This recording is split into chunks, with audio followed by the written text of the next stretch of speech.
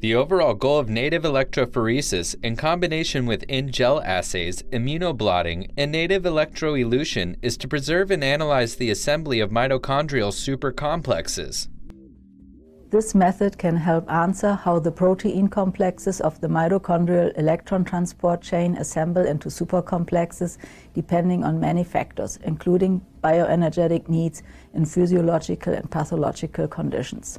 The main advantage of this technique is that, if done properly, the physiological integrity and functionality of the mitochondrial supercomplexes is preserved throughout a lengthy isolation process.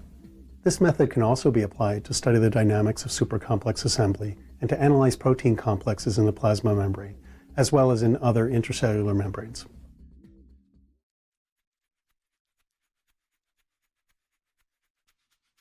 When preparing for in-gel assays, it is absolutely critical that all parts used for native electrophoresis are not contaminated by detergents, as they will contribute to a disintegration of the mitochondrial supercomplexes.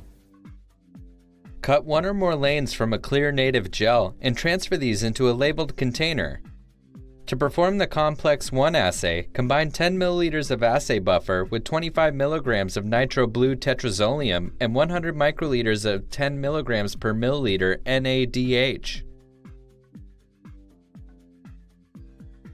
Add this to the excised clear native gel lane or area of interest. Follow the development of blue bands after gentle agitation on a rocker for at least 3 minutes. Then, fix the gel in 10 to 20 milliliters of acetic acid solution or wash in 5 millimolar tris pH 7.4 to stop the reaction.